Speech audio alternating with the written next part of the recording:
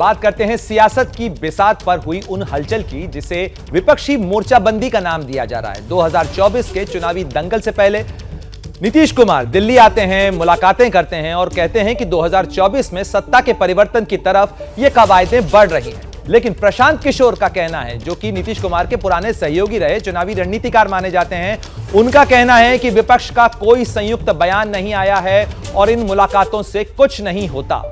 तो आपको बता दें इस वक्त की बड़ी खबर कि नीतीश की तमाम कवायदों के बीच में प्रशांत किशोर का यह बड़ा बयान आया है। बिहार में जो राजनीतिक घटनाक्रम है ये स्टेट स्पेसिफिक मुद्दा है, इसका असर राष्ट्र के स्तर पर कुछ पड़ने वाला है ऐसा मुझे लगता नहीं, जितनी समझ मुझे है।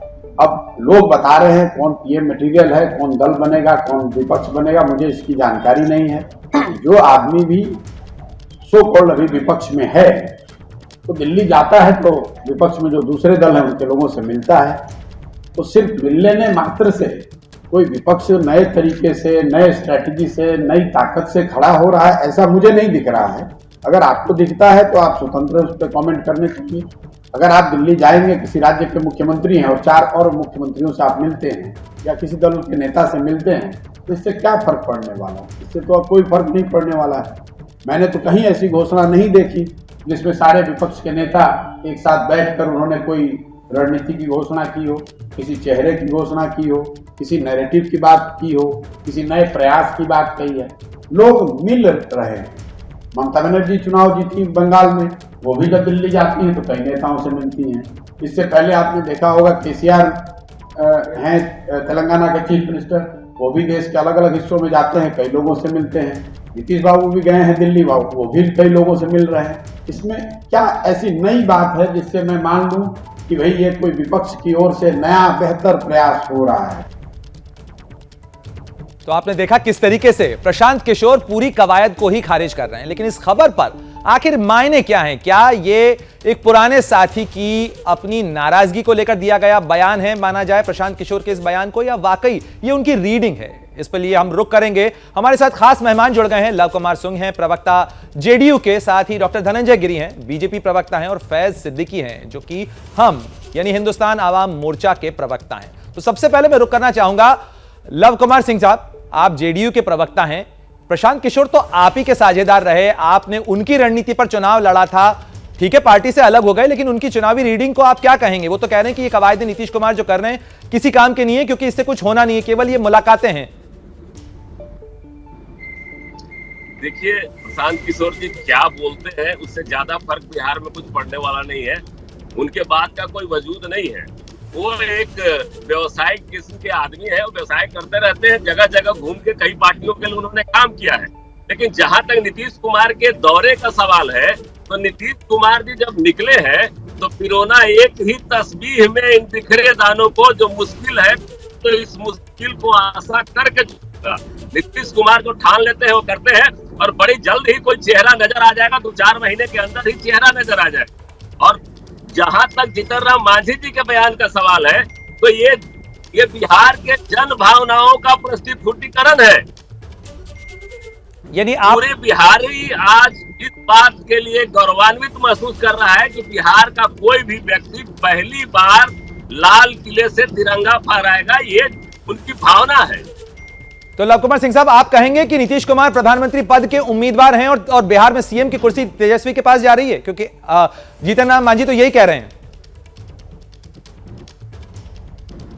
देखिए, मांझी जी का बयान, मैंने कहा ना कि बिहार के 13.5 करोड़ जनता के जन भावनाओं का मतलब आपकी भी भावना यही है ना, आप इसका अनुमोदन कर रहे हैं? तो जब पूरी जनता, बिहार की 13.5 करोड़ जनता चाहती है कि नीतीश कुमार बिहार के प्रधानमंत्री बने, और उसी चीज को लेकर मांझी जी के मन में जो बयान आया है, उन्होंने उस अपनी भावना को प्रकट किया है।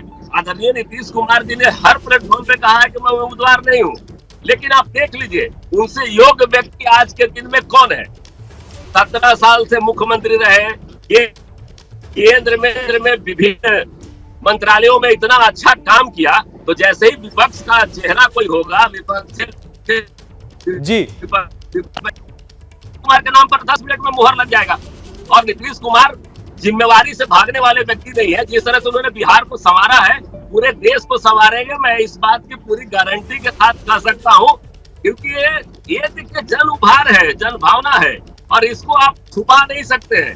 एक एक व्यक्ति की इच्छा है कि नीतीश कुमार निकले, और जैसे ही नीतीश कुमार जी निकले हैं एनडीए गठबंधन से, पूरे देश बिल्कुल बिल्कुल। सिंह साहब आप बने रहे हमारे साथ में। मैं जरा फैज सिद्दीकी साहब से भी पूछना चाहूंगा, ये जनभावना की बात तो जीतन राम मांझी कर रहे हैं सिद्दीकी साहब, लेकिन ये जनभावना जो है, जब कैंडिडेट खुद ही तैयार नहीं है, वो तो बार बार हर जगह जाके ये कह रहे हैं कि मैं प्रधानमंत्री पद का उम्मीदवार नहीं हूं।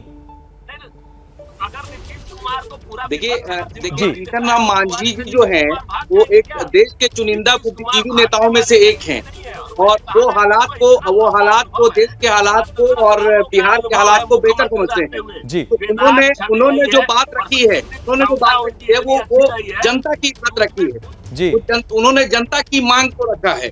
आदरणीय श्री जीतन राम मांझी जी कभी भी कोई ऐसा बयान नहीं देते हैं, उनके हर बयान के पीछे एक बड़ा मकसद होता है, एक बड़ा मतलब होता है। तो वो जनता की आवाज है। तो उन्होंने देश की जनता की आवाज को कल प्रेजेंट किया है।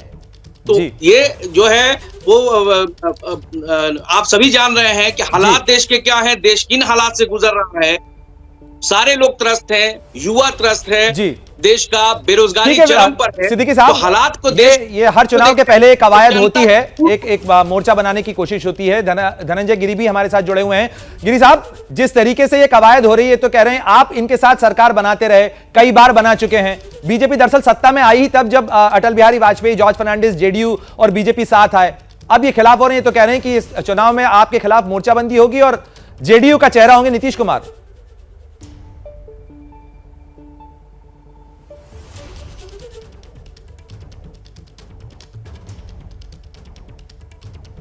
देखिए ऐसा है ना, मांझी जी ने जो बयान दिया है, मांझी जी जो है वो बिहार में जो सियासी बाउंडर उठा है, उसमें मांझी जी अपनी नौका किस ओर बांधे इसकी तैयारी में है। बिहार की सियासत में सबसे बड़ी बात यह है कि जहां सियासत का दम है वहां हम हैं। मांझी जी के लिए संतोषम परम सुखम है, उनके लिए दल और देश कोई मैटर नहीं करता है, उनके लिए अपने संतोषम परम सुखम की बात है। चाहते हैं ना कि उसी को जीने का हक है इस जमाने में जो इधर का लगता रहा और उधर का हो जाए। मांझी जी ने वहां के बिहार में किसके ओर रहेंगे, जिधर सत्ता रहेगी उधर रहेंगे। अब उनको पता है कि बहुत जल्दी तेजस्वी यादव जो है नीतीश कुमार मुख्यमंत्री को पीएम बनाने वाले हैं। पीएम यानी परमानेंट मूव जी, कुर्सी से परमानेंट उनको मूव करने वाले हैं, खत्म करने वाले हैं। क्योंकि बिहार में कवायद तेज हो चुकी है, मात्र 2 सीटों से दूर है तेजस्वी यादव, और 2 सीटें जैसे वो पाएंगे नीतीश कुमार को पीएम बना देंगे जी। परमानेंट उनका मूवमेंट हो जाएगा सीएम के पद से जी। इस बात को बखूबी बिहार का बच्चा समझ रहा है, और ये मीडिया में भी ये बात आ चुकी है। ठीक है डॉक्टर गिरी, निश्चित रूप से हर पाले की अपने अपने पैंतरे होते हैं, तो इस बिहार की सियासत के साथ साथ देश की सियासत के भी बहुत सारे मायने निकाले जा रहे हैं। क्या मजबूरी है मेरी, बताइए। मैं अभी आपको बताती हूँ कि मैंने ओए होए होए होए नमकीन के चटकारे लेते हुए टकटकी मार के डिबेट शो को पॉज रिपीट कर करके देख रहे हैं जोगिंदर जी। इनकी तरह आप भी देखें अपनी फेवरेट डिबेट्स को रिपीट कर, और डाउनलोड कीजिए एबीपी लाइव ऐप अपने स्मार्ट टीवी पर।